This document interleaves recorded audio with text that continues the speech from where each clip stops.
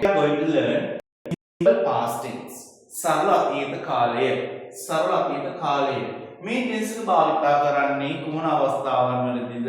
කර්තෘ විසින් යම් ක්‍රියාවක් කරලා ඉවරයි නම් අපි මෙන්න මේ tense එක භාවිත කරලා කතා කරනවා. මම වැඩ කරලා ඉවරයි. මම ගෙදර වැඩ කරලා ඉවරයි. මං එහෙ ගිහිල්ලා ඉන්නේ. හරිද? එහෙනම් කොහොමද මේ simple past tense එක අපි භාවිත කරන්නේ? එහෙනම් ඉස්සෙල්ලා මේ simple past tense එකේ වාක්‍යයක් හදද්දී භාවිත වෙන ක්‍රමයක් තියෙනවා. අපි ඉස්සෙල්ලා ඒ ක්‍රමය ඉගෙන ගනිමු. එහෙනම් කර්තෘ විසින් යම් ක්‍රියාවක් කරලා ඉවරයි. එහෙනම් කොහොමද කියන්නේ? ඕනෑම වාක්‍යයක මූලික කෙනා තමයි subject ආවා. ඊගාවට ක්‍රියාපදය අනිවාර්යෙන්ම දන්නවා. ක්‍රියාපදේ නම් simple past tense එකේදී ක්‍රියාපදේ අනිවාර්යෙන්ම අතීත කාල වෙන්න ඕන. එහෙනම් verb එක past tense වෙන්න ඕන. verb එක past tense වෙන්න ඕන. plus object. එහෙනම් කර්තෘ ක්‍රියාව කර්මය. මේක තමයි ඕනෑම වාක්‍යයක සරල ආකාරයේ වාක්‍ය නිර්මාණය කරන ආකාරය. SVO ක්‍රමය. subject verb object. එහෙනම් සරල අතීත කාලේ නම් ක්‍රියාවක් කරලා ඉවරයි. මම පාසල් ගියා.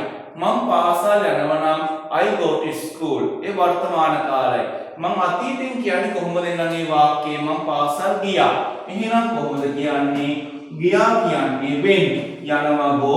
ගියා when. I නම් I went to school. මම පාසල් ගියා. I went to school. මම පාසල් ගියා. මම ලියුමක් ලිව්වා.